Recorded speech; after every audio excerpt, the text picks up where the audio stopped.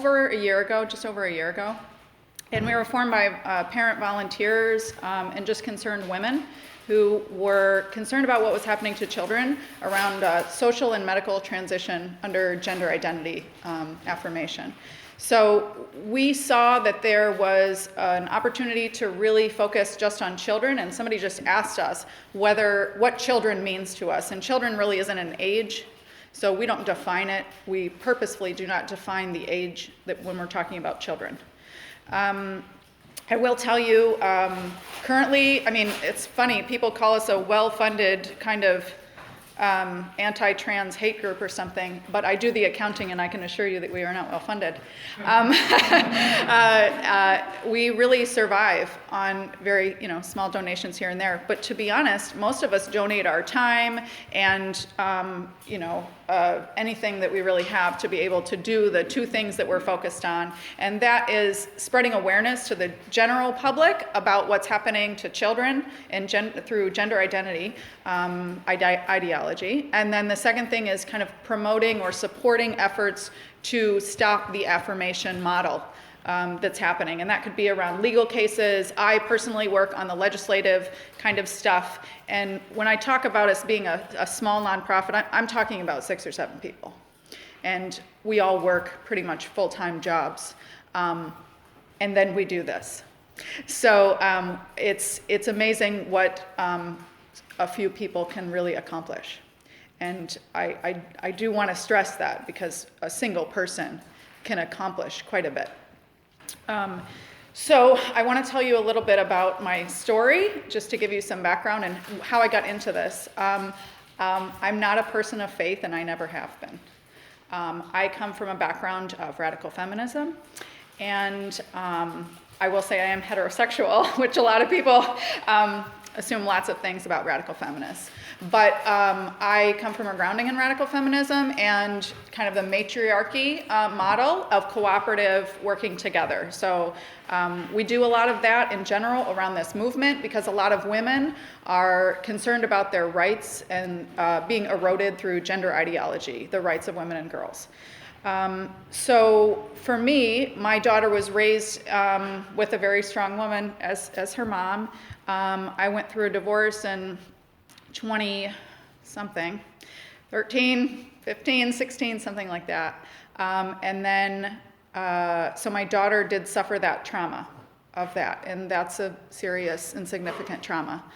And then I had my daughter 7 days a week, 6 nights a week. And we lived together and pretty much did everything together. I homeschooled her in kind of a community activism style of homeschooling, very progressive left, involved in our community and doing lots of work to be of service to others. And that's kind of how I organize my life, is how can I serve others and prepare myself for that kind of life of service to others in a secular way, I guess.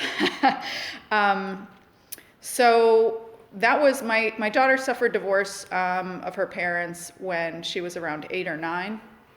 And that was difficult for her. That was the first time she had expressed thoughts of suicide. And when you lose the concept of home as a child or as a person, it's really disruptive to a child's life. And as much as you want to preserve that, it's hard to preserve it, I would say, at my personal expense. And I could not do that. I was incapable of sacrificing myself in that way. So I did get divorced and survived that. And so when my daughter was 12, she started school again. And she went to a nice little independent school. I thought it was really great until she really started getting bullied quite a bit because she was, like a lot of our children, very kind of mature, as in super nice. Super nice to people. I mean, I raised her, and many of us raise our kids in the idea that, like, if you're nice to people, they'll be nice to you, Just do good to people, they'll do good for you. And in this mutually respectful relationship. And that doesn't work in middle school. I don't know if you've been to middle school recently. That's not how it functions. And so we send our very good, obedient children who are very smart and very mature, we send them into schools and it is awful. They learn that everything that they learned at home is false. It's completely wrong because that's not how society functions. And they learn to just adapt. And they do it quickly, and they'll do whatever they can to survive in that kind of environment. And we put a little bit too much faith in the system of schooling to be able to preserve the integrity of our children. So that wasn't great. The being bullied, along with, I would say, a near abandonment from her dad, at least emotionally for sure. Like I said, I had her 7 days a week for a reason. And then she met this great friend. I was super excited that they were hanging out. She sung in her actually Catholic church choir. And I was always friends with people who were like, you know, the priest's kids, or not the priest's kids, the pastor's kids, and like they're always in church. And so I was always friends with those people for some reason. And like I'm friends with Donna. And I was very happy about that relationship. I thought it was great that they were hanging out. It was awesome.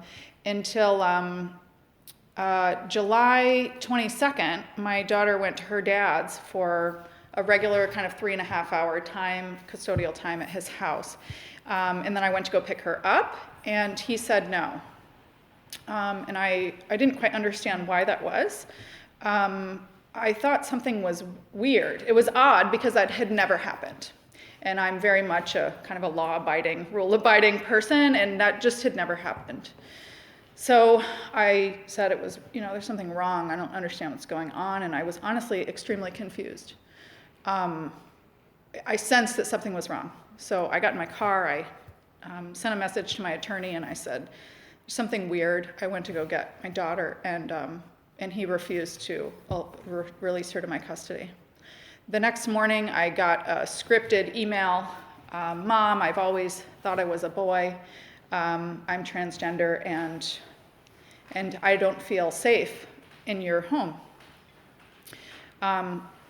Which is a little bit unbelievable because I was a host family for homeless students, actually, for people who have actually lived in very unsafe situations, and I was their host mother. So that simply does not make sense. I was also on the school board of my local school, so me being unsafe for children is an insult. So that made no sense to me. I eventually went to court, and the court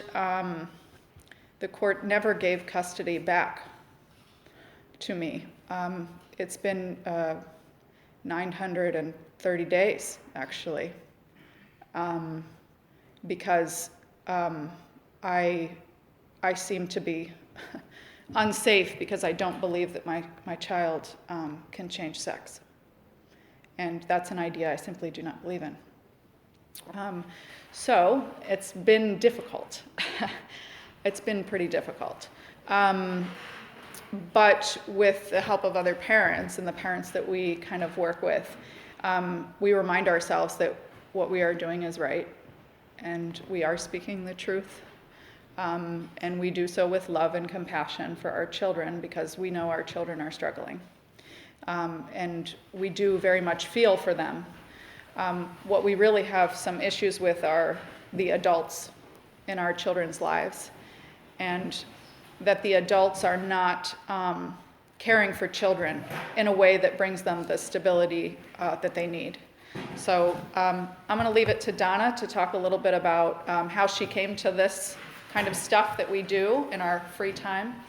And you know, her story, and a little bit more about, she's pretty much our expert on like how Catholicism really interacts with all of this. Donna? Thank you. It's great to be here tonight. I don't know about an expert, but it's wonderful to hear all of you, especially when I hear that you all are committed to be bearing witness and being a part of the Goretti group. So I know that's not always easy in today's social climate to do what's kind of counter to what everybody else is doing. So my thanks to you all. I appreciate that. certainly, as a fellow Catholic. So a little bit about myself.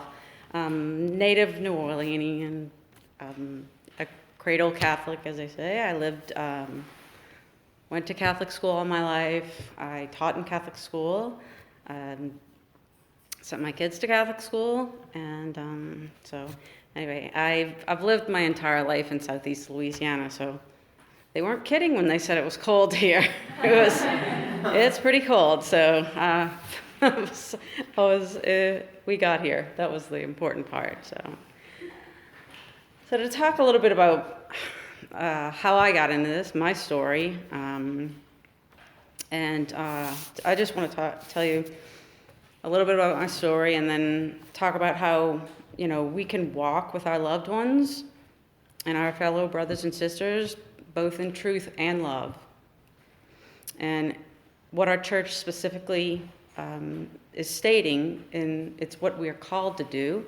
Obviously, you all are people who answer God's call, so that's quite incredible, as I've said, and I appreciate that.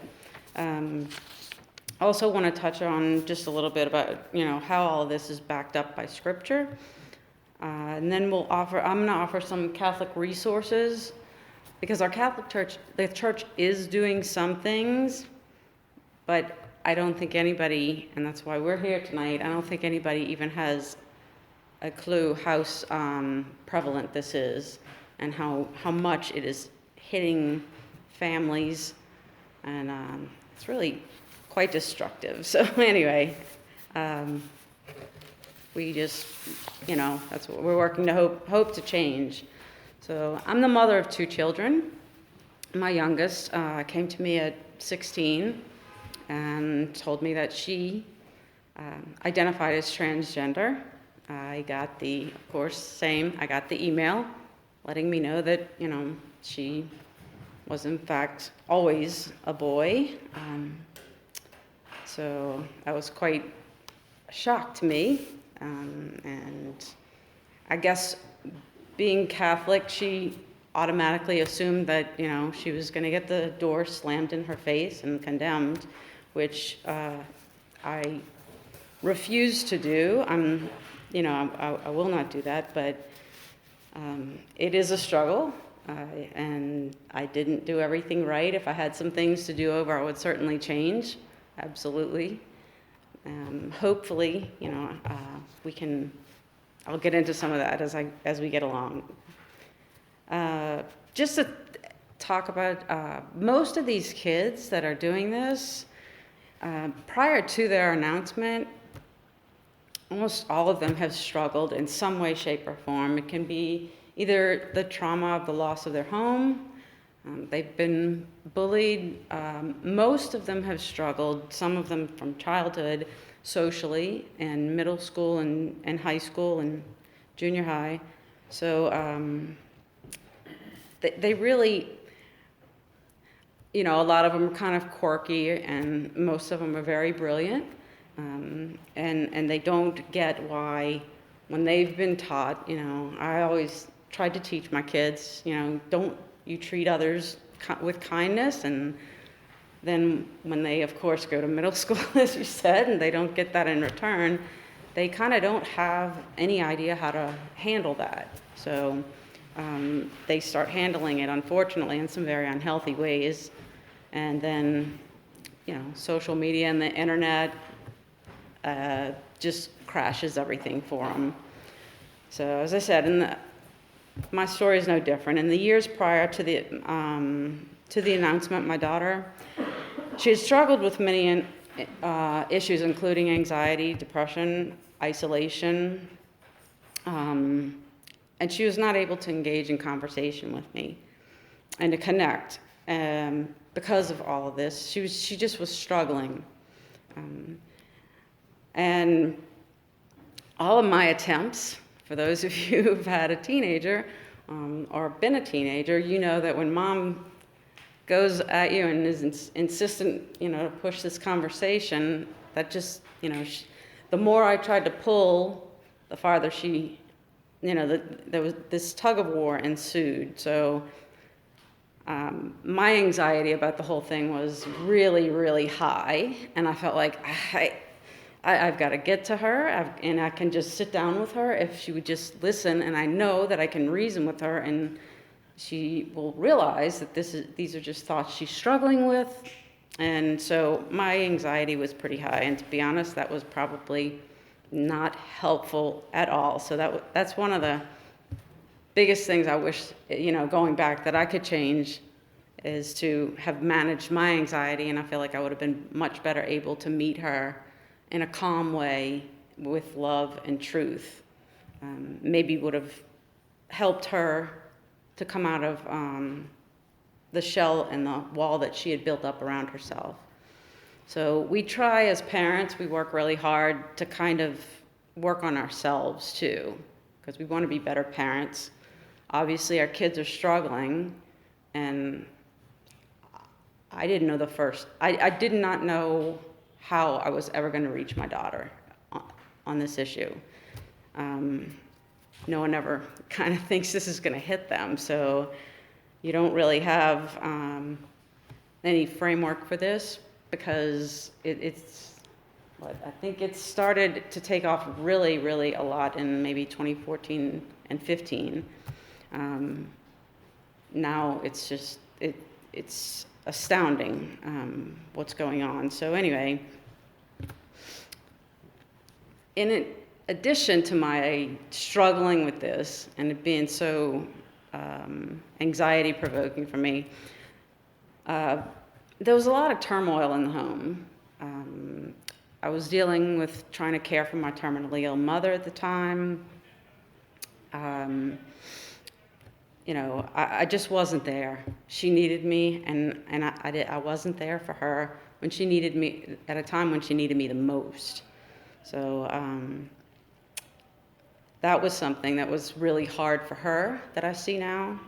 She was struggling, and Mom wasn't there, and then when Mom was there, she was panicking and freaking out and trying to get me to talk about things that I didn't want to talk about or didn't know how to talk about anyway. So I wasn't there for her. Her father was really busy with work and his own struggles. And then my oldest child was struggling right after high school to find his own way. So the four of us were each struggling in our own way. And instead of coming together, unfortunately, the four of us were kind of handling, pulling away from each other, which, as we all know, we're built for community and to lean on each other, which is awesome that y'all have this group, and I'm sure you're learning a lot from that. You're there for each other in your struggles. And that didn't happen in my house. So I kept thinking things were going to settle down. Of course, that didn't happen. Unfortunately, they got progressively worse and more chaotic. And again, the tug of war between all four of us was just really intense. Again, I was just trying to reach her, and she kept, no way. She was pulling back. Like I said, my panic had just hit the charts, and unfortunately, all of this, the tug of war and the pull in our home and the turmoil in my home finally did reach a breaking point that resulted in the four of us going four separate ways, which was the worst possible thing that could have happened to my daughter at a time when she needed the people who loved her the most to be there. So that was definitely a stressor that was pretty catastrophic for all of us, but specifically for her. She really started dealing with things in an unhealthy way. Again, and I was at a total loss to try and help her. But I knew that my daughter's belief about herself had manifested as a result of these intense emotions and the anxiety she was unable to manage during all the chaos and turmoil that our family was going through. But again, due to my inability to deal with my own distress, I simply wanted this to go away. And as we know, things that we don't like don't just go away. That's not how they work. We'd love it for it to work that way. But so let's see.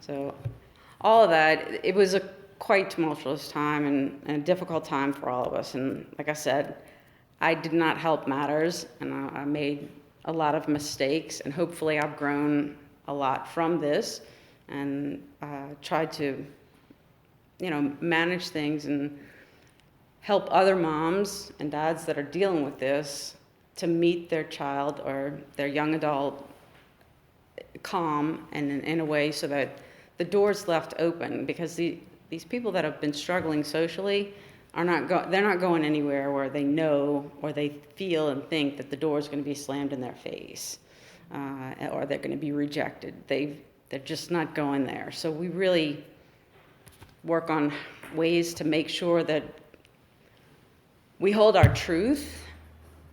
We don't stray from our faith, what our faith teaches us, but yet we can still meet them with where they are with love and compassion.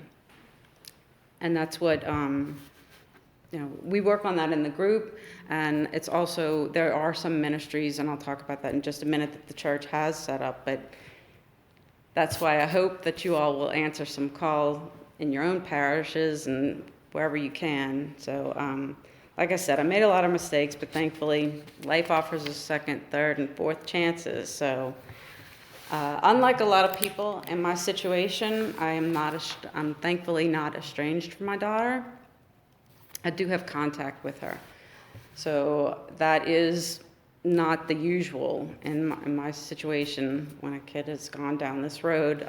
Unfortunately, the pain in the families is pretty significant on all sides, the parents and the kids who are struggling with this. It's quite a lot of pain surrounding all of this. So we really need to try and, be aware of that when we're encountering any of this. So I'd like to talk a little bit about what is our church teachings and how Scripture backs it. And the church is pretty clear. They've put out a statement on gender ideology. I have references, and for anybody who wants to read, I think it's about an 8-page document, and it's quite specific, and I found it helpful. And I do reference, I'll talk a little bit about it, but anybody who wants to read that, there's several websites, and it's posted in many places. So we're to respond, the first thing is that we're to respond with truth and love. I do attend an encourage group, my local encourage group, and I know the facilitator says, if you met them with all Scripture and no love, you got it wrong. If you met them with all love and no Scripture, you got it wrong. So somehow, and there is no one right or wrong way. Everybody's walk is their own, and every situation has their own set of circumstances that each family has to consider. So it is possible, but you just have to find ways to navigate this. We're going to be pushed and pulled in all kinds of directions we never dreamed we would be pulled. I never dreamed I would be pulled, but if we stay rooted in our faith in Christ and what we know to be true and right and good, we can be there for them in their struggles, and we can hold on to our anchor, which is Jesus Christ, and our faith in Him, and still be there to show them love and walk with them and be present with them during these times. So one thing I know that the priest that works with the ministry, he warns, and I sat with him before I came, and he said, when he's speaking of these things in his homilies, he tries to be very, very careful in what he says, because you don't know. You don't know if the person sitting next to you is struggling with some of these emotions or feelings. You don't know if they have a loved one. You don't know if they know someone, all of the above or none of the above. Again, it's that you're putting out, if you speak harshly of this, because it is in fact against, what we know to be right and true according to Jesus Christ's teachings, you're putting up this, you're already putting up a wall, because people are saying, I can't talk to that person. My gosh, they're gonna look what they say, and they'll never understand if I try to go to them. So we have to really try and be cautious. That's just all of us. I try and watch everything I say when I'm around people. We don't know what people are carrying around. We have no idea. Everyone's carrying some brokenness and some hurt. So that's tempering our tone is important whenever we're even speaking of it at all. So, whenever we're talking about gender ideology, same-sex attraction, all of what, encourage kind of supports the families and those struggling with this, we have to be really careful. Like I said, we want to show reverence to those, and because I know that I was around some other folks that had no clue, because of course, go around making a great announcement, and my daughter thinks she's this, because I don't think too many people know that I'm even here tonight speaking. But I hear people talking, and I'm like, oh my goodness, if they only knew, so you don't know, as I said. So we don't want to do that to people, and it also shuts off our opportunity to ever minister to them. And obviously, a lot of you probably are here because you like to minister and bear witness to others out of love for other people. As far as the church, the human person is, we have to be very specific, and understanding what it means to speak about the human person. So obviously, Genesis 1:27 says, God created mankind in his image. In the image of God, he created male and female.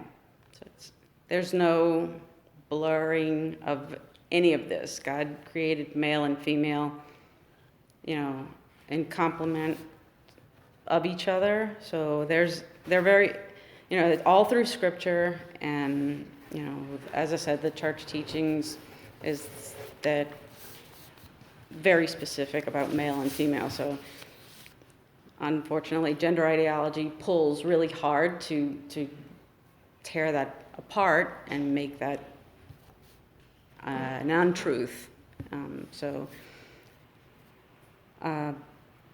The Catechism on the Human Person and Gender Ideology states specifically that the human person is created male or female, that the human soul is created to animate and be embodied by one particular person that is male or female. We cannot separate the body and the soul. So again, they're very specific in that statement and what they say. So our church teaches that we respond justly, but with Christian charity and love. They're very clear about obscuring. Also, we have to speak truth. That clearly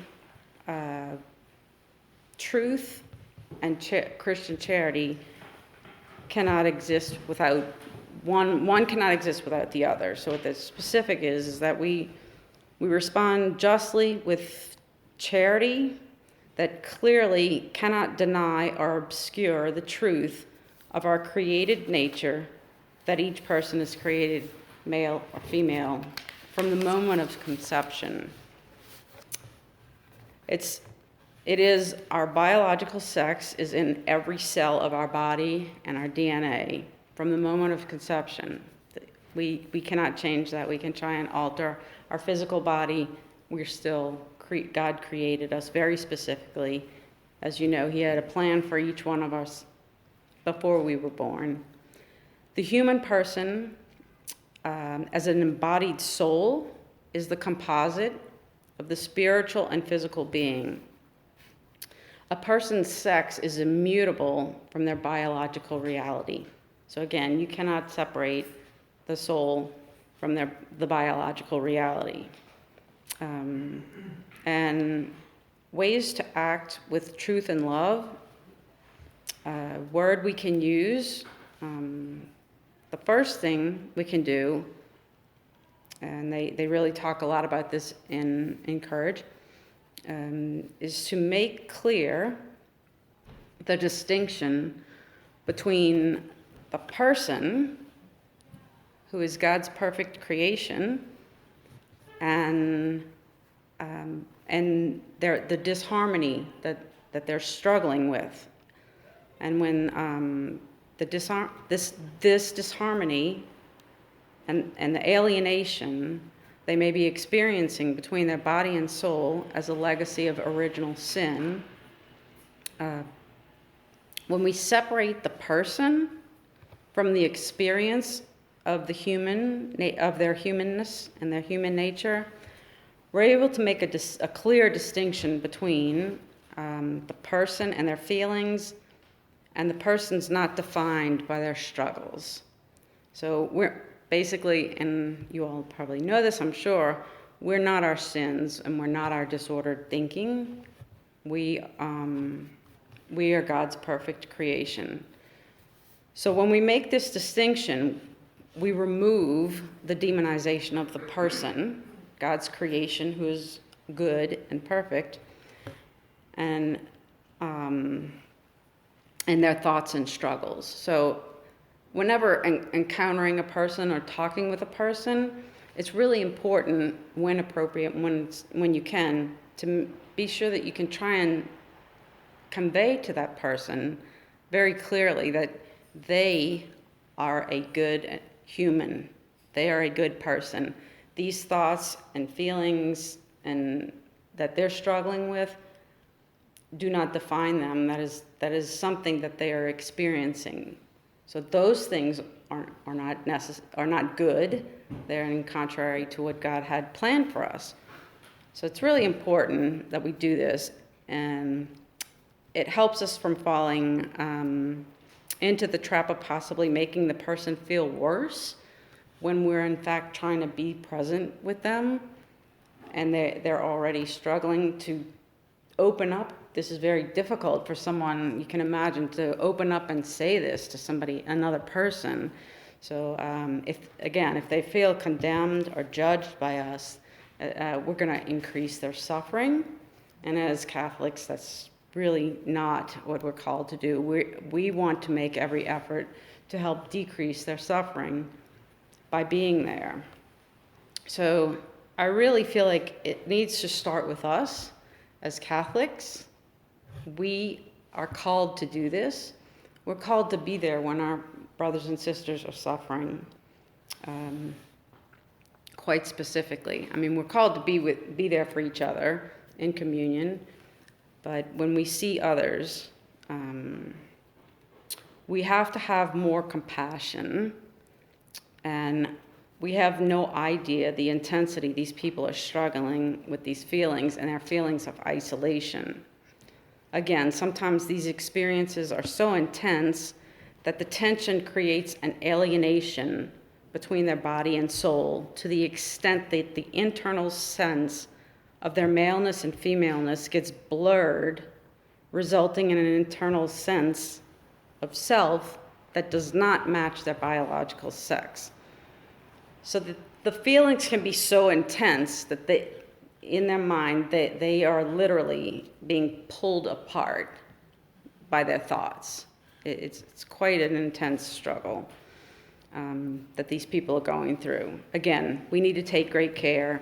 We need to treat them very lovingly. as we would anyone else who is struggling. Just think of the spiritual works of mercy. We're called to the spiritual works of mercy. We should counsel the doubtful. You all know these.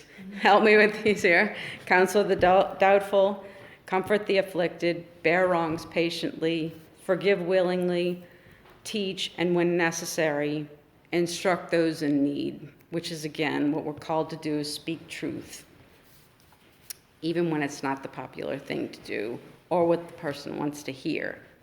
So, again, as I stated earlier, true Christian charity and love cannot exist without truth.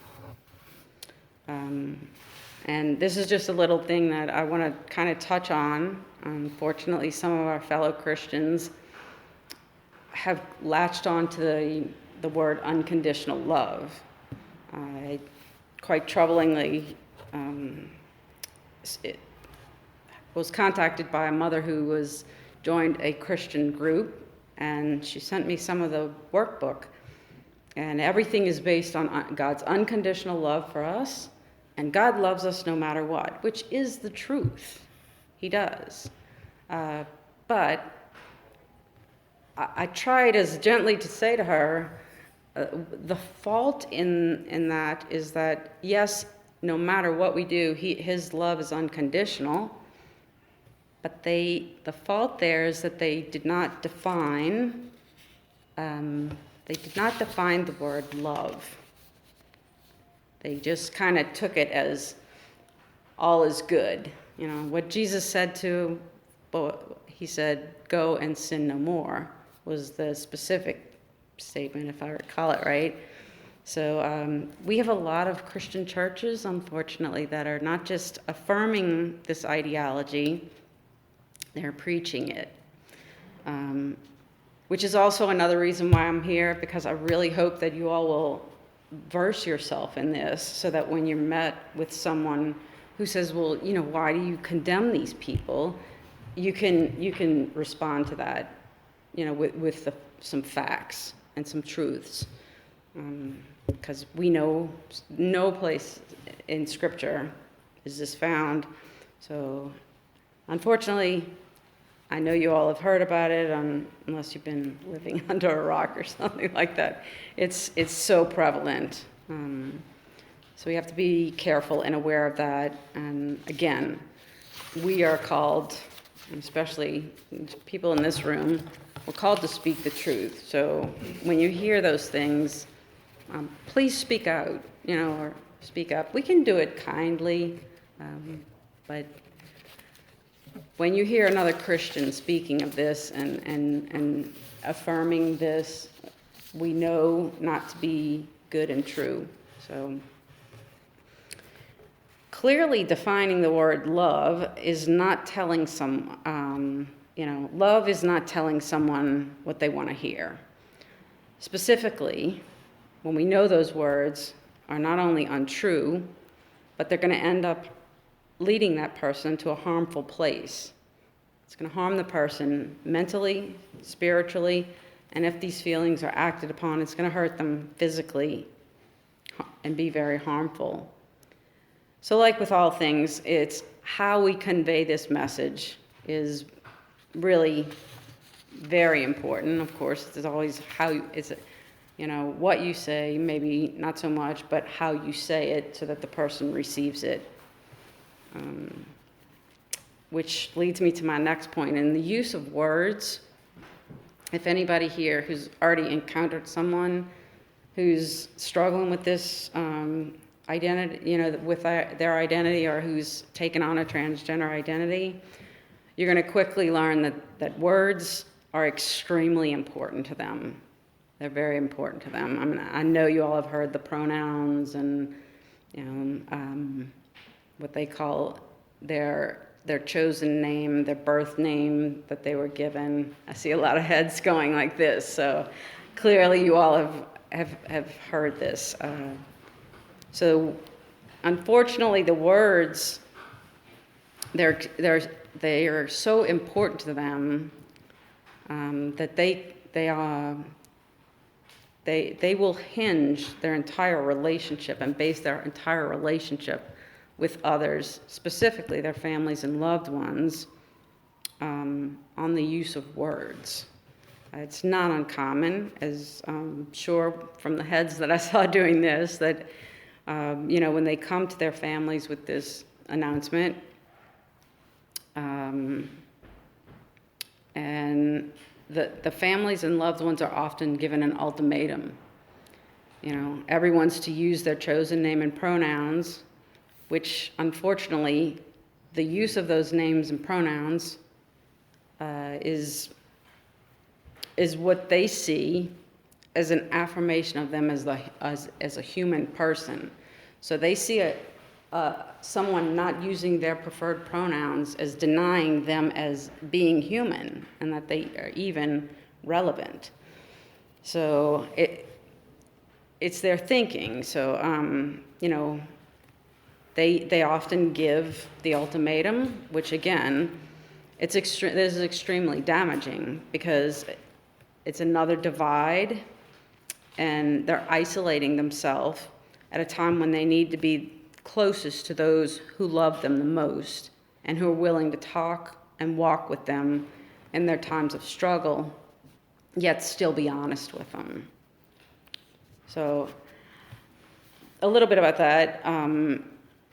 I know I'm certain you all have heard of Jason Everett, the Chastity Project. So Jason Everett has, and I have him linked in the resources, he has a 4-part series of YouTube videos that he did with Father Malachi, who is a Franciscan friar. He did his PhD dissertation in gender ideology, and he's very versed in this. And they go into great depth of how you can talk to somebody, how you can have a whole entire conversation with somebody and not even use a pronoun, so that this person's going to start feeling more comfortable around you and talk to you, yet you're not affirming that false belief that they have taken on about themselves. So he talks a lot about, someone came to him, it was a young woman, and sat with him, and he said, just being a good listener, this young woman opened up to him, and when she finished, he just listened, and when she finished, she said, "You have no idea how good that felt." She had been holding this and carrying this, didn't feel like she could speak to anybody about this. So that's something that we, as Catholics, can certainly do, is make sure that we can be open and hear what they have to say. No matter how much we may feel it's an untruth, we can just sit there and be present and hear what they have to say. Because these feelings are very, they're unimaginable. They're very intense for these people.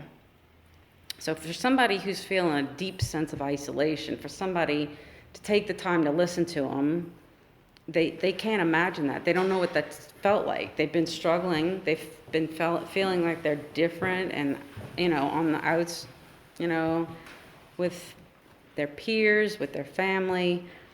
So when we start to develop a relationship with them, we're helping them by helping them develop a positive sense of self as a person who's valued. If you spend your time listening to somebody, that person's going to believe, well, they see me as somebody important enough to listen to and hear what I have to say. Because these people are feeling a deep sense of isolation, like I said, and a lack of self-worth. So that's something we can do. Is the simplest thing. We can just listen, and we don't have to really say much of anything. And as I believe it was either Jason Everett or Father Malachi. It's in the videos. When we don't have to speak, we're not compelled to speak, but when we do speak, we have to speak truth. So, that's how we need to, we can help the person. Again, you don't have to speak, you can just listen, and we have to maintain that truth. So being truthful is our duty, actually, like I said, even when it's not popular. So I wanted to take a look at the word. As I said, words are extremely important to these people, and or people struggling with this. The word integrity leads to stability. Integrity gives a person stability, which of course all humans want stability. By definition, just a quick Webster's definition of integrity is to be honest, moral, and an ethical person. Integrity is the state of being whole and sound. Gender ideology says a person must be authentic. I know you all have heard the word used quite a lot, which by definition, authentic merely means being yourself, which includes being dishonest or honest, moral or immoral, ethical or unethical. As you know, it's what we define. We get to define it. So there's no clear. Authentic also means conforming.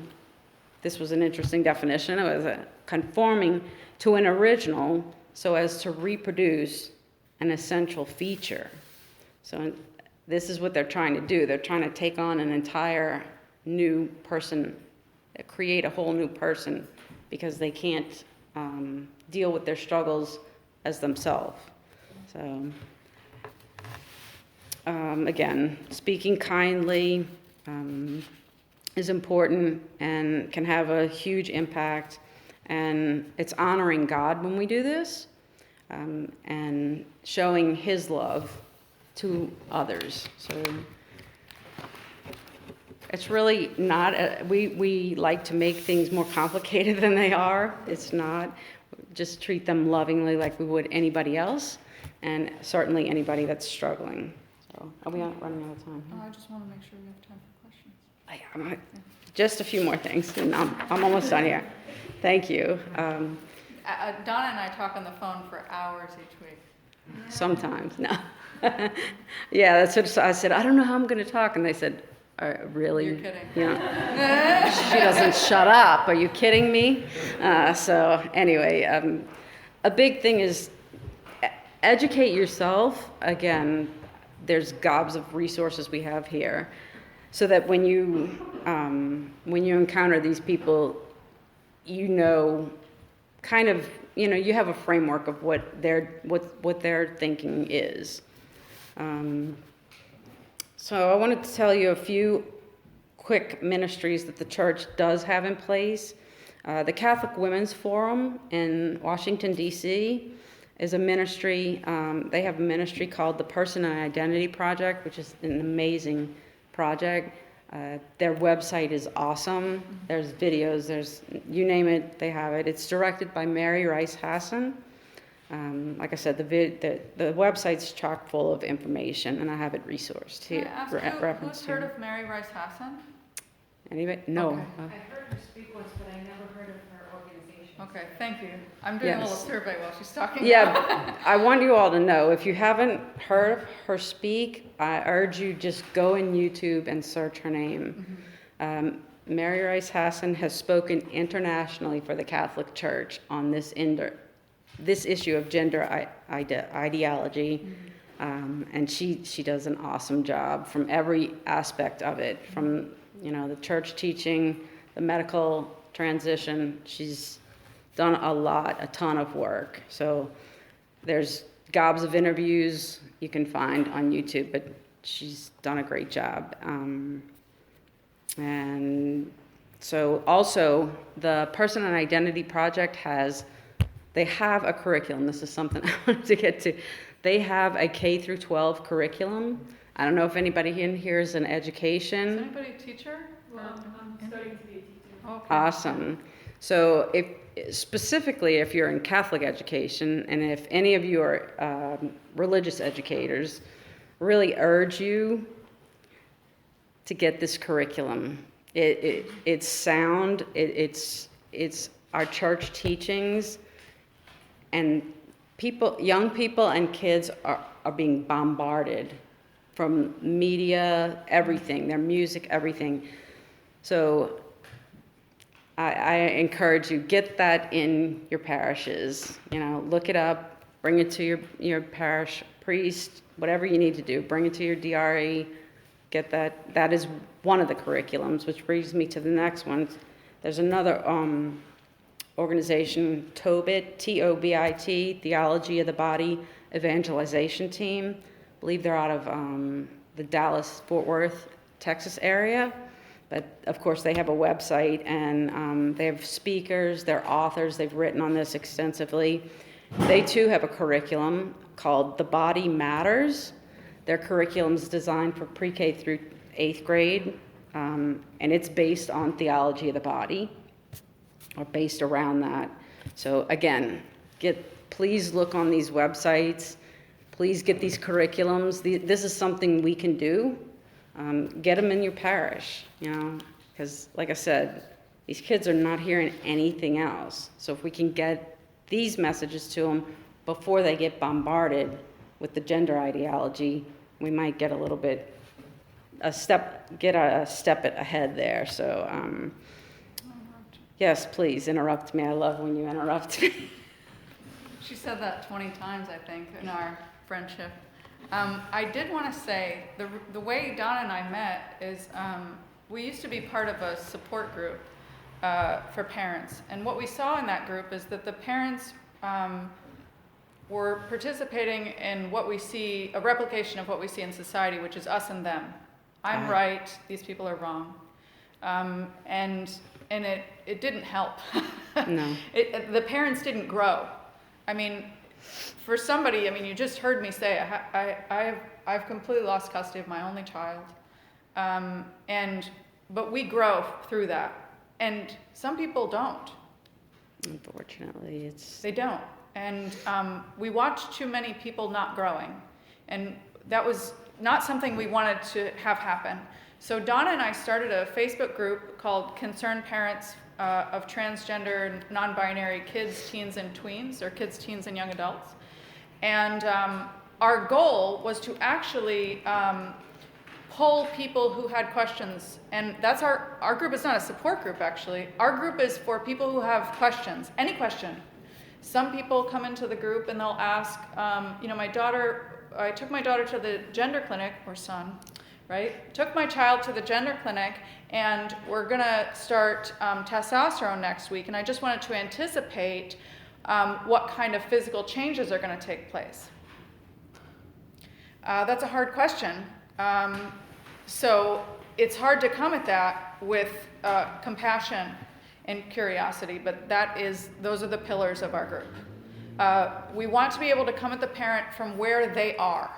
So they've already kind of adopted the belief that this is the right thing. And so we have to stretch our arm pretty far to not scare them off. So that we can say, oh, okay, how did you get this appointment? Why do you think this is going to be helpful for your child? What kinds of things are you scared about? To really just continuously kind of ask questions. And what we do in our group basically is teach critical thinking to adults. Yes. And part of it is reminding ourselves. So we started the group last year. It hasn't even been a full year yet. It'll be a full year this week. And we have 2,000 members. We get about They keep coming. 20 members a day. Sometimes more. If you have not encountered somebody who identifies as transgender, you are living under a rock. But what is happening inside of that, and Donna said, I don't want to scare people. We don't want to scare people. No. But what's happening and what our children are doing is they are committing a living suicide. In order to have a suicide, because I've studied it extensively now, you need 4 things to have a completed suicide. And all that means is a person just has to have 1 to still be alive. So when you think about a person needs these 4 things in order to complete their suicide, you don't have to cover all 4 as a caring person in anyone's life. You just have to focus on 1. So pick the one that you're good at. So in order to have a completed suicide, and this is what our children have done, they have done a living suicide. You need to have hopelessness, no hope for the future at all. Aloneness, isolation, abandonment, or rejection. If you feel alone, that's the second pillar that you would have to have. Self-hatred. You have to believe that you are completely worthless. And then an inability to cope. My child had all of those. Certainly had all of those. And I remember going to my first suicide workshop and listening to the woman and hearing her talk about when somebody prepares for suicide, they clean their space. They write notes to people to say, you know, I love you, having you as a friend. They prepare for when they're going to be gone, and my daughter did all those things. She completed all of those steps, and now she believes she is a different person. So you just have to take one of those things, and maybe one of those things is to just be present, to make sure that a person doesn't feel alone. It might be talking about the future with a person. Hey, let's plan a trip. Let's plan to go do these things and just keep making plans. That might be your thing that you can do with another person. It might be to remind them that they are a worthy human being.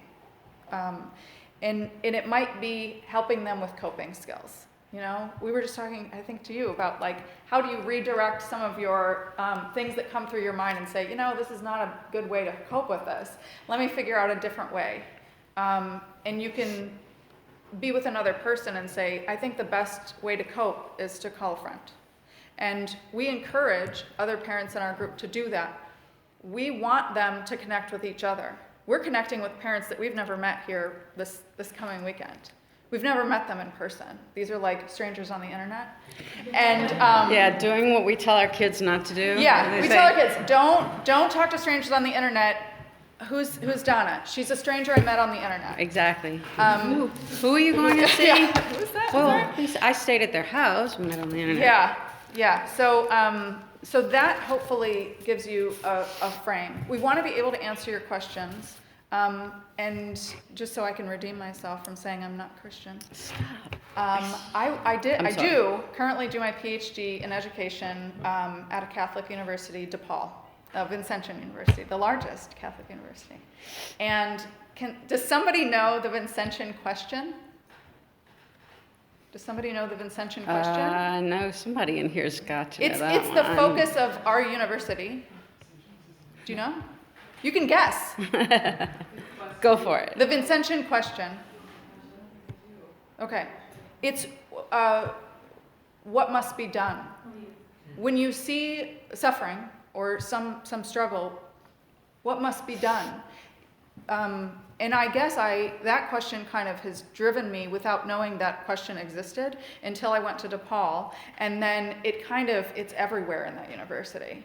And everything that we do is around, okay, we see this problem, what must be done? Even in the PhD program, which is really philosophical, we still kind of ground it in what is the thing, not that what we think, what we say, but what we do in people's lives.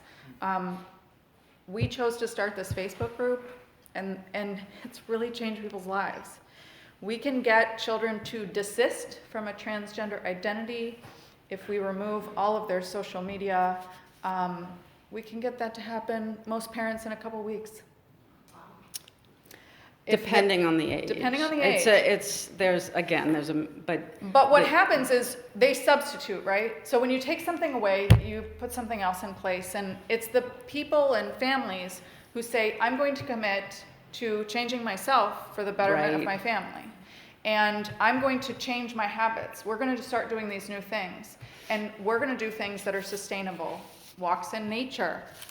We're going to homeschool, for example. We're just going to create relationships in our lives that are long-lasting and that are healthier.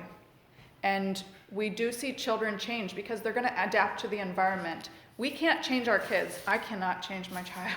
She's 15 and a half now. And I told you she left. I had some family therapy, which was very bad. And I hadn't seen her the family therapist was not good. She did not know what she was doing. And then I hadn't seen her in 2 years, and I saw her on Sunday. For the first time. For the first time in 2 years. And I actually didn't recognize her because she went from 13 to 15, and I didn't know what she looked like anymore. And it was kind of weird. But she's 15 and a half, and she cannot hear a thing I'm saying. Not at 15. So all I did at that time was just be present with her and just listen to her, and there's not much more I can do because she's not capable of hearing what I'm saying. So all I needed to do was to show up, and I did that. Does anybody know the 3 conditions for, well, they call it 3 conditions for correction St. Thomas Aquinas has? The first thing is the person in a place to hear what you have to say? Are they mature enough? Are they going to hear it? Who's doing the correction? Meaning, is that person someone they're going to listen to? Is that the right person to be speaking, basically? And then the third condition is, what is the person's motivation for trying to speak to that person who may not be? And St. Thomas Aquinas says, if their motivation is anything other than the salvation of that person's soul, then the answer is no. Now is not the time. You need to remain in prayer until the answer to those 3 questions is yes. And until then, you can just be present or any of the other things. It takes a lot of patience, though. Yes. I mean, my patience level is pretty extreme now. But again, we like to say in our group, you might not be able to help your child, but you can help another child. And that's what, if you particularly don't have children who are transgender identified, you will encounter one, probably in the next week. Yes. And our kids can't hear us, but we don't know if other people encounter them that they might be able to hear what you're saying, because they can't hear things from us. They're not at that moment right now that they're capable of doing that. Right, and just to backtrack a little bit, I know I said when I got hit with this with my daughter, and if she's hearing this and listening, I hope that she will accept that. I know that my anxiety about it was sky high, and I could have handled it better. Yeah. And I did go see, it was a priest in New Orleans, and I'm sitting there talking to him, and and he keeps stopping me and asking me, why do you need your daughter to stop? And I'm like, because. Why do you need your daughter to stop? And I'm, flailing all around and all of this stuff. And he says, well, first of all, I think your relationship with her is already too damaged for her to hear anything from you. I don't think you're the one to speak to her, which was correct. Mm-hmm. And then he got to the third question, which was, are you concerned with the salvation of her soul? Are you concerned with her soul? And that's when I put my head down and walked out. I said, a friend of mine said, well, how did your meeting with Father go? And I said, humility. I need to get very humble. Like I was taken down a bunch of notches there. So Jeannette just covered some more things that I was going to cover in our Catholic way. I just have a few more. Can we take their questions? One or two more things. Okay. So so I know, I'm trying. So TOBID, Person and Identity Project, the International Institute for Culture and Gender, Dr. Jennifer Morel. I don't know if you've heard of her. She's awesome. You can look her up. They have a website. If you're into the theological and philosophical aspect of this, they offer online classes. I think one started this week that is, I think it's titled, Towards an Adequate Anthropology of Masculinity. The other one is Gender and the Catholic Tradition. Really good courses. Donna took one. I did take. She cried a lot. I did take Gender and the Catholic Tradition, and it was over my head, to be honest. But it was a good course. They're all PhD, and there were several priests in there, so they're talking up here, and I'm going, Yeah. What did they just say? I So found it fascinating. it was. So those are some things. And again, exactly what she was just saying, being present. Yeah. And, you know, I'm here to call my Catholic brothers and sisters to action. Yeah. So, you know, We this need is you. I mean, an epidemic, and people are scared to speak. yeah. They're scared to speak. So we hope that some of what we said can, you know, there's just so much you can do. And again, like there's a multitude of opportunities to be a volunteer wherever your strengths lie.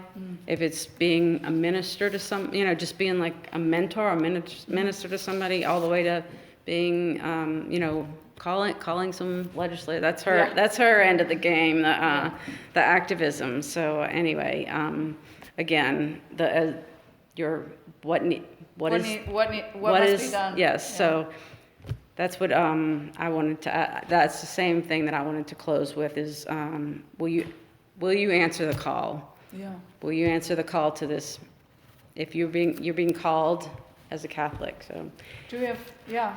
Just wanted to ask, do you recommend for parents and even people who live day to day with someone? I'm not talking about like teachers or role models Yeah. in public places, Yeah. but if you're living day to day with someone, would you recommend using their preferred pronoun? Or do you think as Catholics or to maintain integrity that we should not use the preferred program? she's gonna. I'm going to answer that. And then I'll answer it. Okay. Some people, children can cope in various ways, right? I have never used my child's chosen name or pronoun. Some parents do, and in our group we have people who make all different kinds of choices. The key is intention, right? I intentionally don't do that because I am not affirming my child's suicide. I'm not agreeing to that, and I'm not going to participate in it. So that's where I'm coming from. But I also don't live with my child. My child came out after she left. So my daily life is completely different than parents who have a 15-year-old in their home and need to maintain a relationship where their child doesn't run away. That's so happening. that's the difference. So the answer that in the YouTube video, Father talks, he gives a whole thing about pronouns, where you can have a whole conversation with somebody and not even use a pronoun. By the same token, we have to meet people where they are. And I tell people, if that's how far down the rabbit hole your loved one is, and that's how far you have to extend your hand, sometimes you may have to do that with the hope and the intention of moving towards truth. So again, I personally never did it, but we encounter all kinds of situations, and startlingly, there's all kinds of places for these minors to run to now. So parents are really in a tough spot. So I never say never, Right. but of course we always want to work toward that. So, you know, I mean, using the proper pronouns. is what I we're mean, looking for. I don't we judge have to anybody. anchor ourselves somewhere, and so I can say I don't have to do it in any. There's no I have no anger or frustration around it. I'm just simply stating. So that's helpful. And in terms of me saying I have no feelings around it. This is just where I'm standing.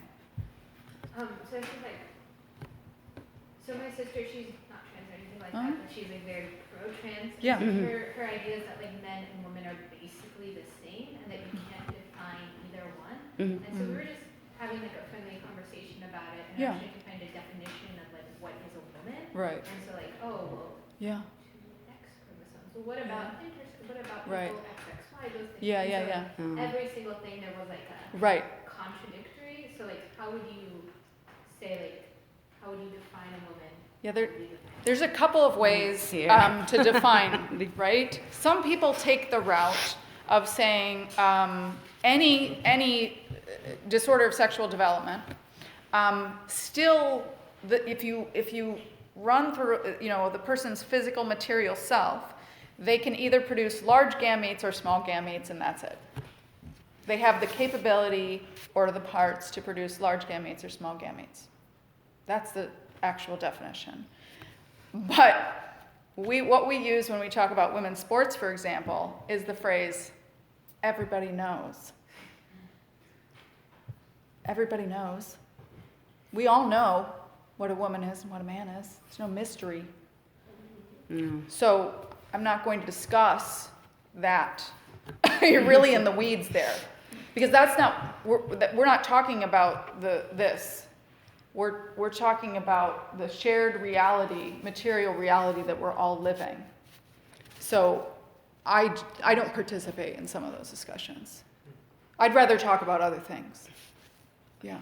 Just is she open to scripture, or is she, No, okay, yeah. That's what no, because there is one. Not thing, yet. Not right, yet. Okay. There's a ton of responses you can give to that. A yoga studio. Right. Okay. So I will tell you. Oh goodness. No.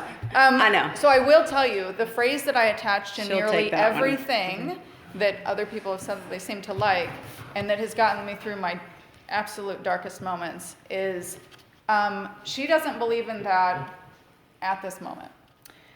He won't do that at this moment. I hear at this moment. At this moment. Because people change based on experiences that you have. So with your comment about everybody knows the difference between a man and a woman, my sister went to art school, and some of those people that don't no one knows sometimes. Yes, but we know. Unfortunately, society at large is. Yeah. I'll be happy to talk. Yeah. I mean, I wear something I usually wear to legislative and other stuff. I usually wear I tried to men's polish her up clothing. for you. And so she's like, I like that sweater. I was like, you're basically telling me don't wear the men's, clothing. Then she can't be called a transphobe, is her theory. Right. Really? Because I'm a general contractor. I basically wear men's, work clothes all day long and steel toe boots. I mean, I basically look like a man and half the people call me sir. Which, whatever, it doesn't matter to me. My feelings don't get hurt by that. But it's not clothing and it's not hair. Yes. So to answer Brianna's question, Yeah. actually, Trenchborn has like a really great answer to that type of question, because he says that there's two camps. For one, it's because he understands that like some people have fertility disorders, and you can't just say, definition of a woman is, you give birth and have babies. Mm-hmm. But you're ordered to that. It's your Teleological. yes, that. Mm. And it's like based in what your purpose is. Mm. And so for a man, it would be the opposite, which is the impregnation. Right.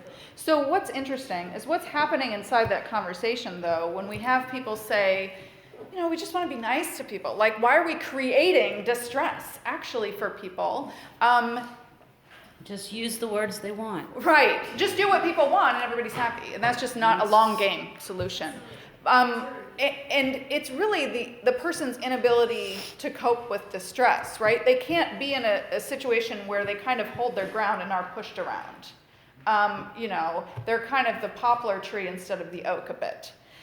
So if people are kind of have their own stability and ground themselves, I'm not worried about whether or not people think I'm a transphobic bigot.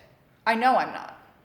I'm well aware that I'm a very loving, deeply loving and caring person. So nothing that somebody will say about what I'm saying or doing is impacting me, really, because I know who I am.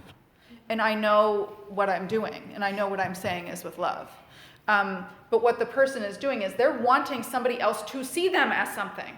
I want to be seen as a loving, caring person. I want to be seen that I care about people. And if you're so concerned about what other people think, that's not a great place to be. Yeah, it's really not. From a Catholic standpoint, as I just lost my train of thought. So you were saying, Oh my God, are you speechless, Donna? Yeah. No. That's a good point, and I agree, I take ownership in the fact that I'm a transphobic bigot. Yeah. I know that. No, as Catholics, if we're rooted in our faith and we're rooted in our prayer life, no, a little bit of wind may blow you around, but it's not going to pull you off of Right. your faith.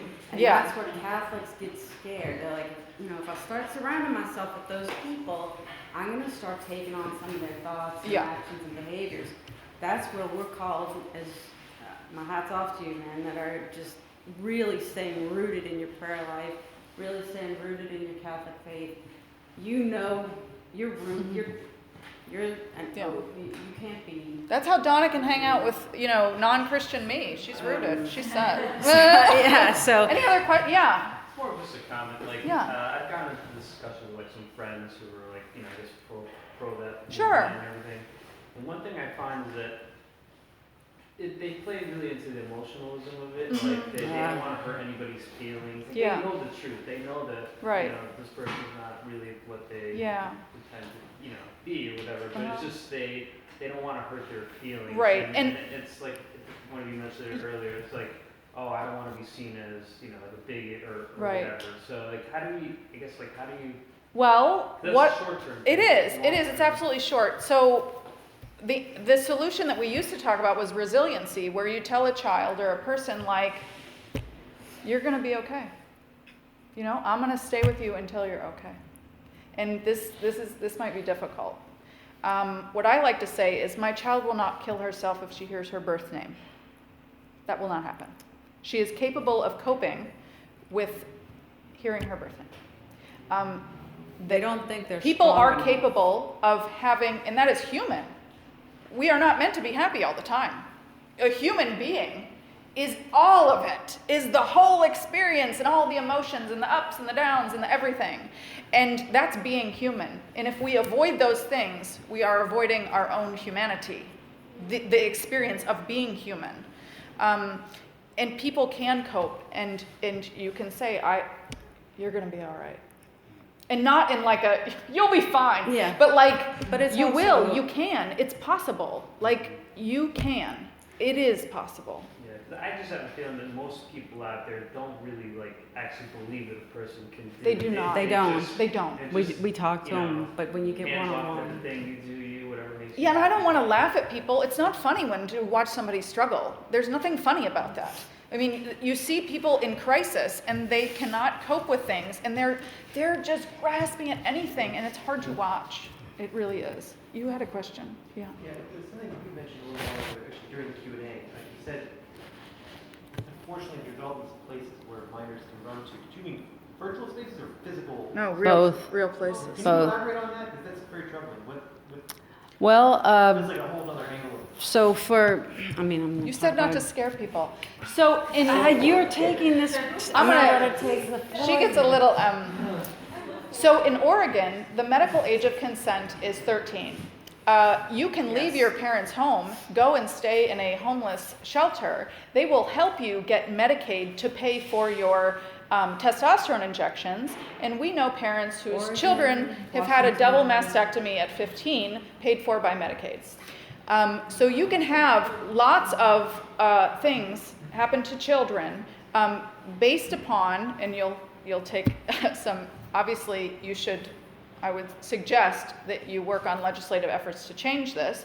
When we started giving minors the ability to access reproductive care at younger and younger ages, we also now have access to testosterone, which is a Schedule III steroid. And it is highly addictive. So now they're able to make all kinds of healthcare decisions at 13 in some states. Different states have different ages.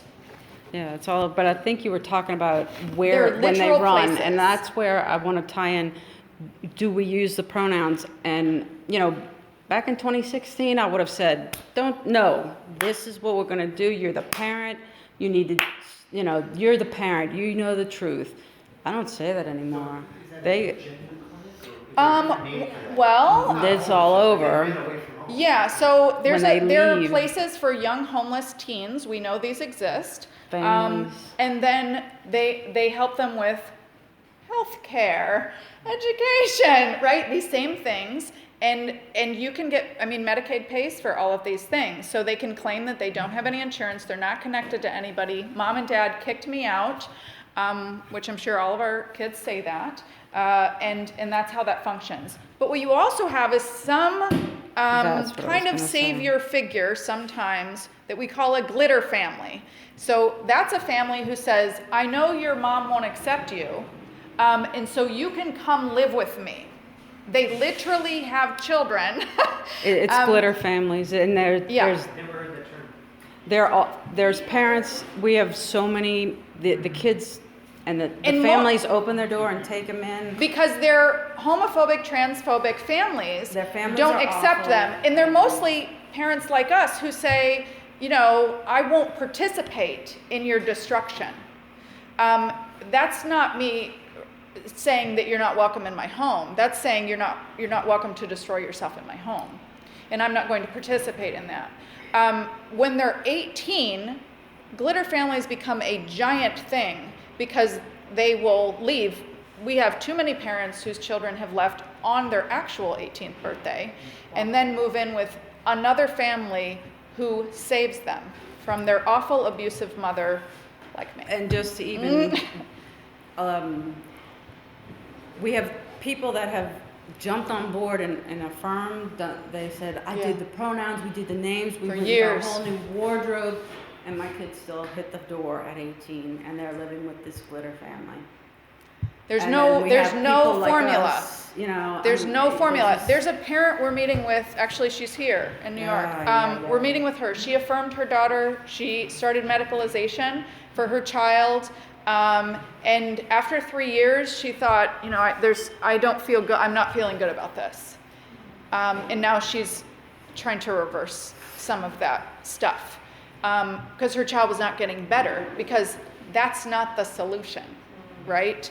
The real thing that's going on is a deep, something is missing there, whether it is their childhood that has been lost, or there is all kinds of abuses that have happened to them physically or emotionally in some way, whether that was a sexual assault or physical assault or some sort of other abuse. That core thing will never go away. It'll just become something that person gets better at carrying. And so once you acknowledge that thing that you're carrying is not going away, But and they you're need just to heal yeah, thing. you have to figure out, what do I do with that, and acknowledge that it was not your fault, and it was not necessarily, and have compassion for the person who did that to you. And that takes years to grow, compassion for another human being who has hurt you. And once you have that, you're able to kind of move forward. But our children are not developmentally capable of going through that process. So we just kind of have to corral and hold them, and have other adults corral and hold them, so that they're not going to, if you took a child to a gender clinic just to have them explore whether or not they might have these feelings, every gender clinic I know It's medicalizes children. fast tracked. And that was one thing that I was They do not do, stopped. they do no psychological evaluation. They do never turn away a child. If you get a chance, and I have it referenced, Dr. Ryan Anderson, who's the author of When Harry Became Sally, he did his closing Oh, it's on the address. sheet, yeah. Yes, at the Steubenville conference, titled Responding to the Transgender Moment, and he outlines at the very end what we need to be doing Yeah. right now, like what ministries, and one of them he talked about is, right now there's one solution, the gender clinic. Yeah. Or mental health, there, and I think, what is it, 20 states, if a therapist does anything but affirm them, they can lose their license. Yeah, so there's nothing to do. There's no help for these people other than transition. And they're told that, but in reality, that's what's out there.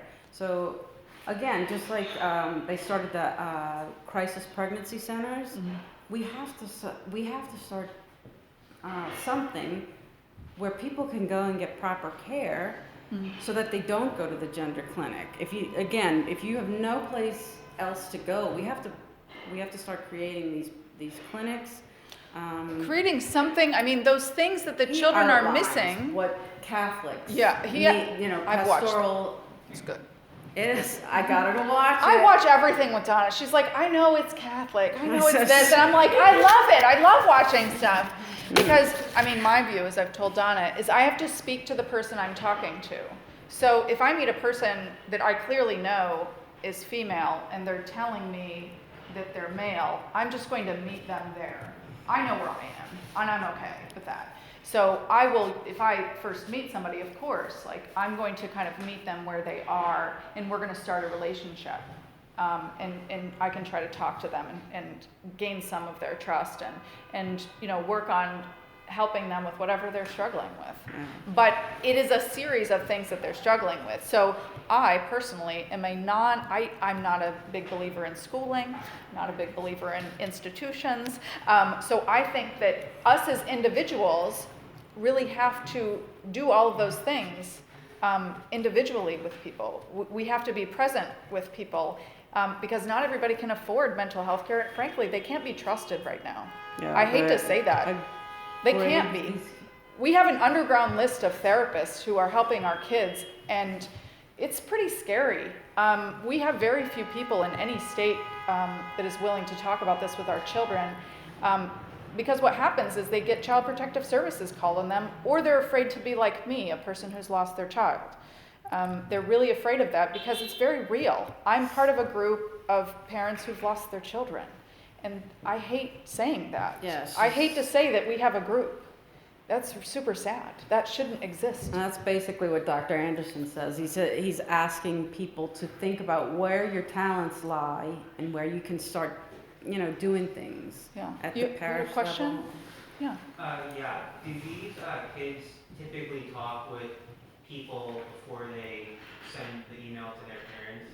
Yeah, so like any kind of thing, the child has a bunch of, anxiety about telling their parent, and they have been a bit indoctrinated generally through a friend or the internet, and they've gone down a huge rabbit hole of information and kind of isolated into that. So if I spend 7 days on the internet thinking whether or not, sorry to be controversial, COVID is a hoax, then I can, after 7 days, and I just watch videos on that, I will absolutely believe that after 7 days, whether or not I thought it was true at the beginning.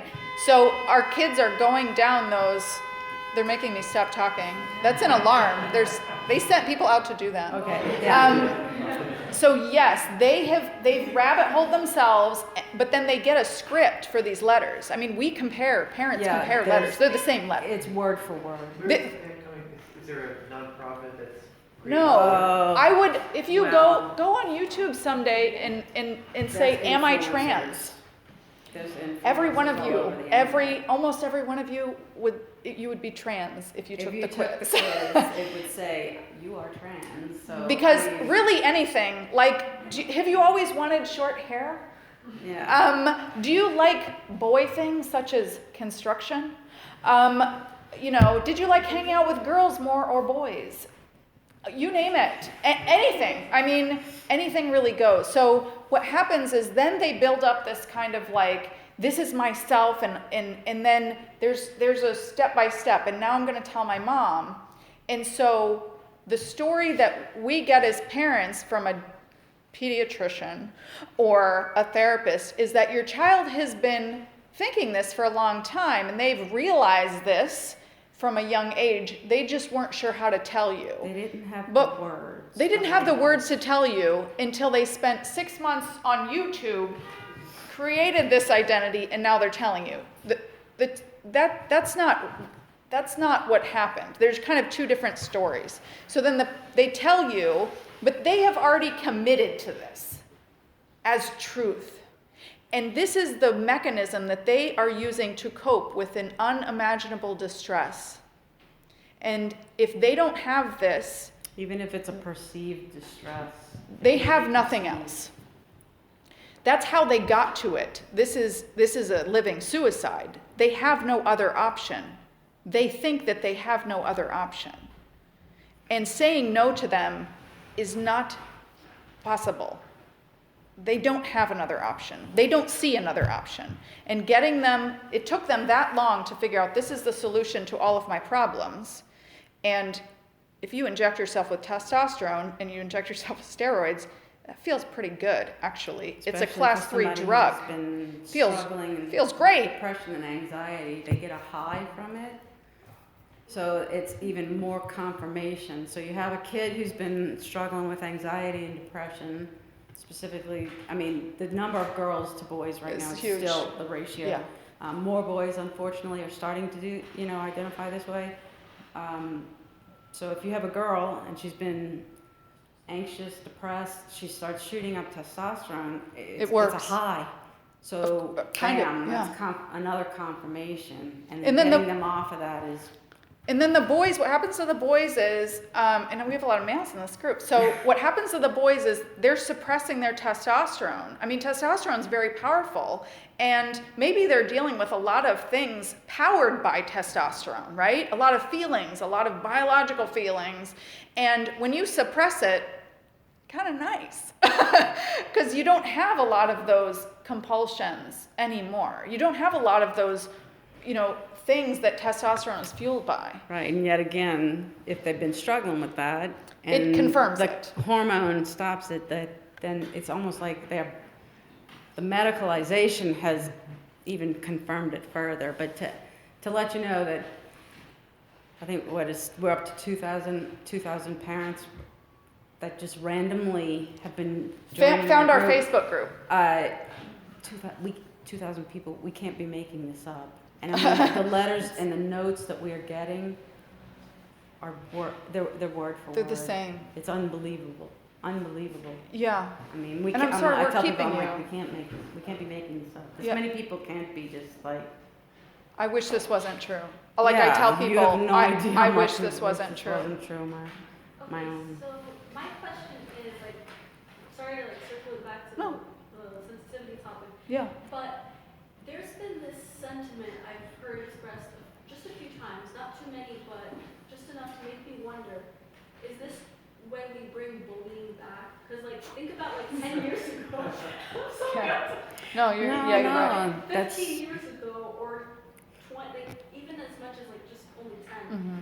If you expressed any of these things to your friends, they would just, they would shut you down. Right. This wouldn't even be something encouraged in your peer group. Right. And so, if you, even being gay, even something as tame as being gay or lesbian was, shot down. Yeah. And so, Okay, so I'm going to explain how I'm so glad you said the word bullying. So if any of you are around schools and children, we know that there's a huge curriculum push toward anti-bullying because we've seen children pile on each other. I mean, middle school is like that, but it's gotten so horrendous that you have children being piled on where they have such a sense of aloneness and rejection and all of this, they actually commit suicide, and that is awful. So they've really pushed for anti-bullying curricula in schools. But you can't bully for these reasons, but it's okay to do it for these, right? So It's through the selective. anti-bullying curriculum, gender ideology and kind of pro-LGBTQ, whatever that is, has been infused into anti-bullying curriculum, meaning parents cannot opt out of it Right. because it's anti-bullying curriculum and you can't opt out. You can opt out of sex ed, you can opt out of the gender stuff, but you cannot opt out of anti-bullying. And they infuse it in that. But yes, what happens is the opposite of that. So if a child says, there's fifth graders, Wisconsin or something. yeah. That kid got kicked out of school because he kept using, he probably had some rough situation and he probably wasn't very nice. But he kept using the biological pronoun for a student.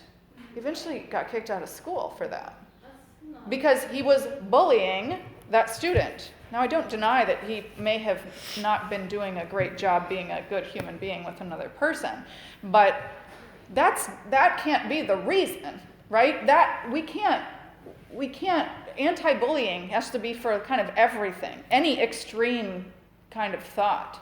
And that's a huge danger that parents are having, to keep this kind of away from their children. I will say, because we haven't mentioned it, on the kind of progressive left, LGB is separating, obviously, from T, because no lesbian injects herself with stuff, right? There's no body modification anyone needs to be lesbian or gay. They're not doing anything harmful to their physical self. And what we actually see is effeminate, sensitive boys being told they're probably girls, which is terrible for our society. We need men who care for children and are great dads, right? We need those men. And sterilizing them is really not great. What we see is we're watching that separation happen, and proliferating that idea that LGB is not T is very helpful to have in discussions with people who are kind of allies in this. You said, yeah. Yes. Is there, oh, you didn't have a question yet. Go ahead. Donna, you mentioned earlier that the soul has an assigned gender, and you can't separate the soul from the body. Could you elaborate that a little bit more? Right, okay, so your question is the body and the soul, they can't be separated. That's spoken of in detail in where's my paper? Basically, God created a soul, and that soul was given one specific body. So we're the unity of our body and soul, which can never be separated. I don't know if that's answering your question, but you wanted me to elaborate more on. Does the soul have a gender? Yes. Well, the soul has a body. The soul Okay. has a body. We went into this and Dr. Morrell goes deeply into this. I encourage you to go on the website and read more. But yes, we are given a gender at conception, and we will be resurrected as male or female. Now in heaven, that we make it there. We're not going to be concerned with earthly things in heaven. So I don't want to say where there's no gender in heaven, or male femaleness, but we're not going to be concerned with that aspect of our humanity, maybe. But even that's my I use that actually as my joke. I'm like, jokes on them, they can do whatever they want to their body because they're going to be resurrected male and female, just as created. Yeah, we do anything to get ourselves through this, really. to battle God on that. Okay. Yeah. Good luck. It's Yeah. not gonna I happen. will say that you use the word gender, and Oh, in yes. the current climate of the social discourse, we used to not say the word sex because it made us uncomfortable, and so we started using gender, and it just made us feel, it was Seemed more like it was a palatable more of a polite word. word. But that has created a lot of confusion, because from a kind of a feminist point of view, gender is our sex is our physical, biological self, right? And our material reality. And gender is a thing that is masculinity or femininity to its, at least from the feminist point of view, to a stereotype, right? So gender is the thing that is keeping a woman doing things that are stereotypical of women. From a feminist point of view, we want liberation from those stereotypes. We want to be fully human. Still, I personally agree with the complementary nature, but we want liberation from anything that is confining us as a human being. And gender, the stereotype that we must do X, Y, and Z because we are female, we must have our hair long, we must wear makeup, we must do all the things that I don't do, that somehow negates that I am a woman is just simply false. I am materially a woman, and I will always be. I was born female, and I didn't have anything on, and I was female. Did I have a gender then? No. I mean, gender is something that is pushed on us by society as how we see it, and our sex is what we are. Yeah, we're trying, and It's so complicated out to use those words around, but that's how we use it in the bigger Well, we're- discourse. we are encouraging people Not actually to use not to gender. use gender, and I know Because Mary it's an Rice idea. Hassan says that it's don't use their language, don't, you know. Yeah, if we're going to talk about sex, biological sex, we're going to biological, talk about like that. That's specific. That's, Never you changing. know. Okay. We're going to keep Yes. these guys until I know. 10. We still have food. We're fine. Shut the door. So Yeah. like, a long time ago, I used to be progressive leftist feminist. I'm so sorry. I'm so sorry. I feel you. In this room. Yeah. But like, I still follow, I still have a lot of friends. So my question to you specifically is, why do you think feminists have grabbed so much on the transgender ideology? Because like a lot of the feminist publications I used to follow are very, very like trans. Yeah. The only one I really know that kind of went the opposite was Walter. Yes, wolf. That's like the only one I can really think of that's like big. So why do you think like, because obviously I can see how much the transgender ideology hurts and pushes women back. Right. So why do you think feminists have grabbed so? Women. Easy question. It is kind of easy. I can summarize things down to pretty fundamental things. Women generally are people pleasers. The reason is that because, I mean, in many ways, we do not have a lot of power. Physically, between me and another man, I'm not going to win it. The only way women have power is in collaboration. So in a structure of collaboration, we have a lot of power, whereas men have it as a singular kind of unit and within some sort of system, but women have to share it to have it. So it's a bit of a people-pleasing exercise because of an insecurity, I think, that women have on going against something. They're not... Women have a huge problem of insecurity, if you haven't noticed the magazine stands. It's built into us culturally to be insecure. So it's very hard to stand up against something. A lot of women's financial security is dependent upon men still. A lot of their social and job security is held by men. So it's very hard to stand against that because you could lose things like your home, your child, if you try to do that. So in essence, it is a people-pleasing exercise that women are engaging in to their own detriment, right? They're giving it up willingly, which is super sad because together we can have those things and not be anti-man. Like all the feminists that I'm friends with are not anti-men. We fully recognize men are human beings and deserve compassion. But we know that working together as women, we can kind of have something that is solid for women and girls. But it's super scary. It's really scary. I mean, it's hard to get on the other side of that and to know that you're not alone. Yeah, in the back. You mentioned that your daughter started hanging out with another girl. Yeah. And that happened kind of almost just prior to her investigating Yeah. these feelings of Yeah. transition.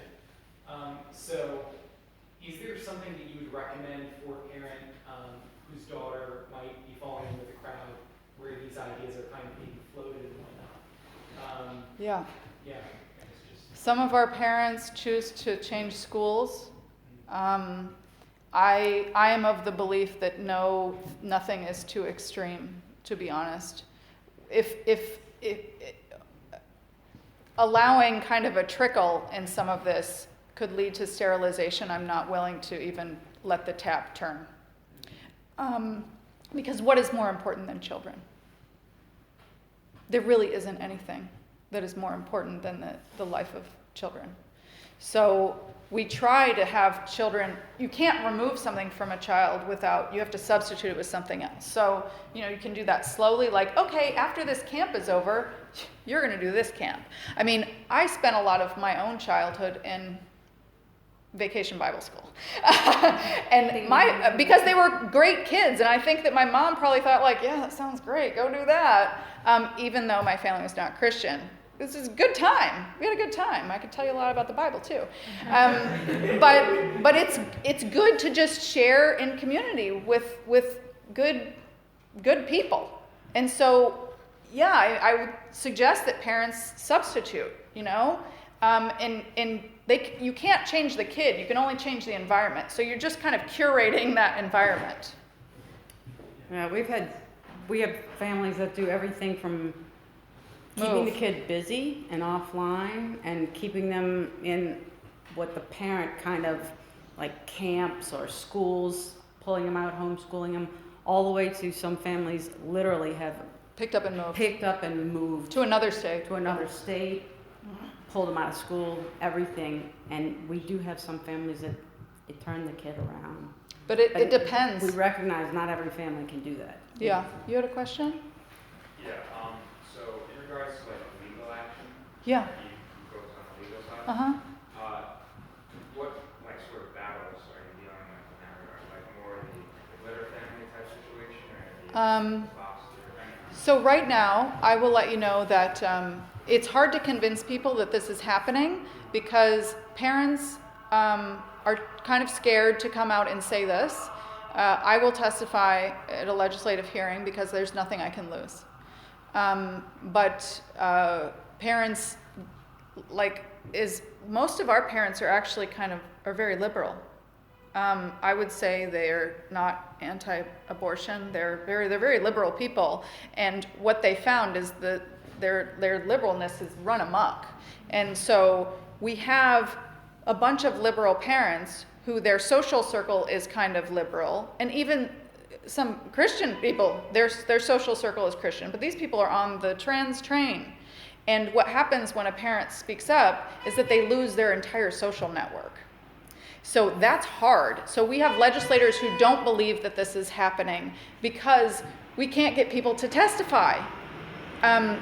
They're scared to lose their children, that their children will hate them, they will lose the connection with their child, they're scared of being bullied in their own towns.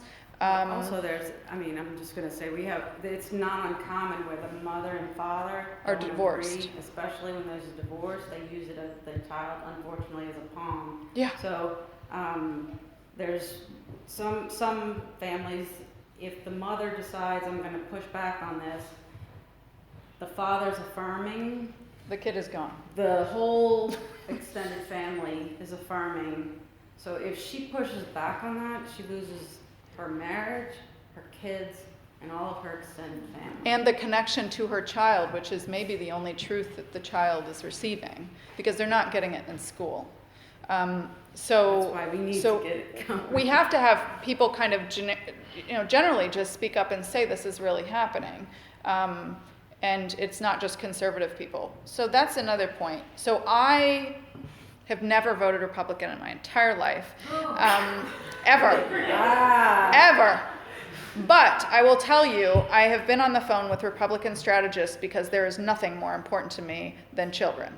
So I will do anything necessary on this issue. I have sent tons of personal handwritten notes to Republican legislators thanking them for what they've done on this issue. Political parties are meaningless to me now. There's nothing that I will not do on this issue. But what we do have is we have Republicans selling out children because they don't have the strength or backbone to stand up on this issue.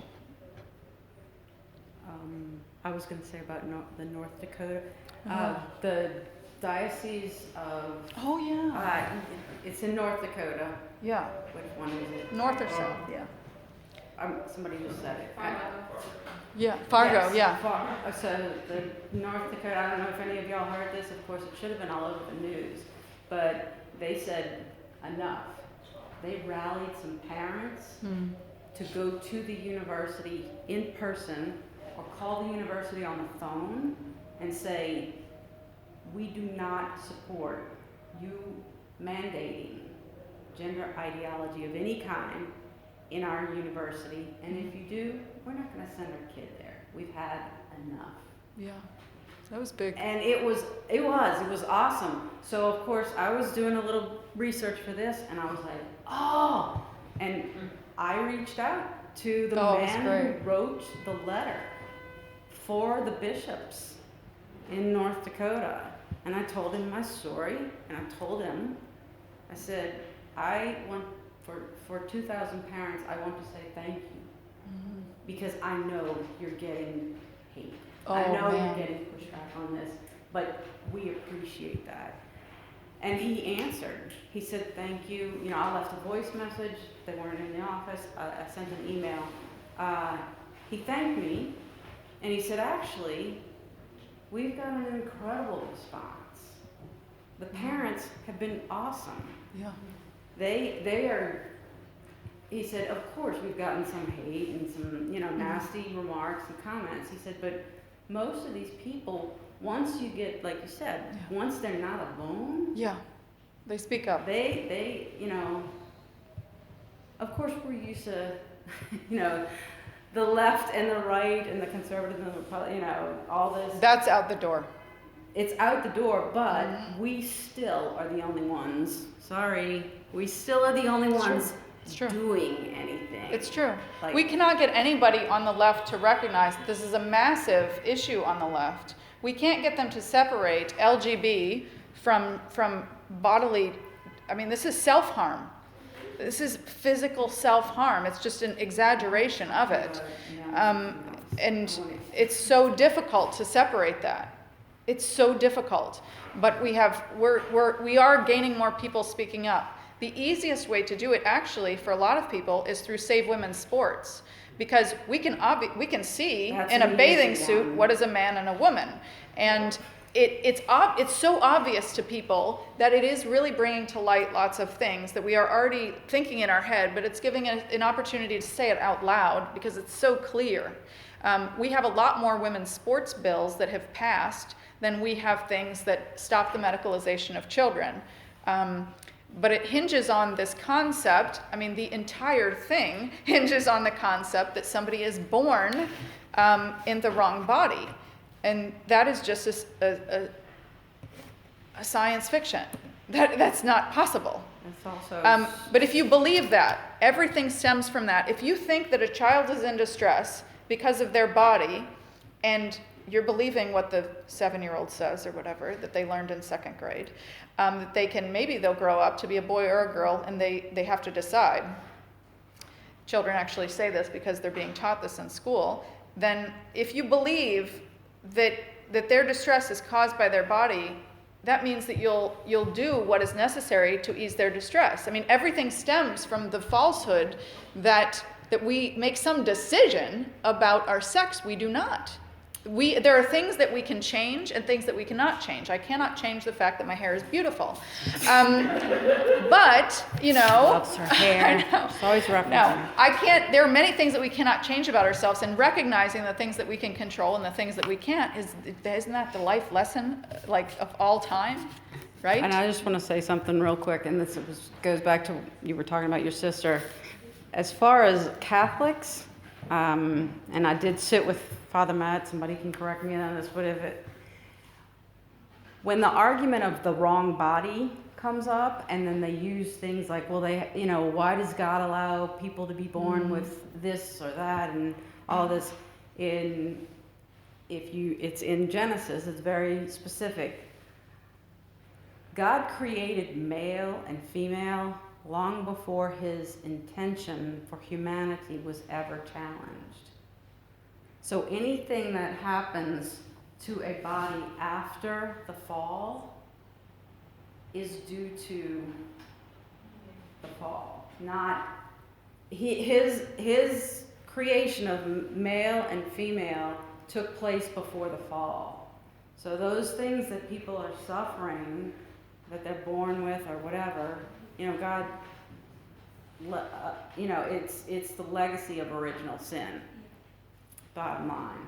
So from Catholic and biblical standpoint, it's not possible. God already created male and female before the fall, so that you can't compare something being wrong with somebody's body when they're born. So. We have some things that I want to let you know that we have. So Partners for Ethical Care has a handout of secular resources, Donna put together an entire handout of Catholic resources. I didn't. If you haven't read Irreversible Damage, which is about girls mostly, although lots of parents and boys relate to this. If you haven't read this, it would be a good idea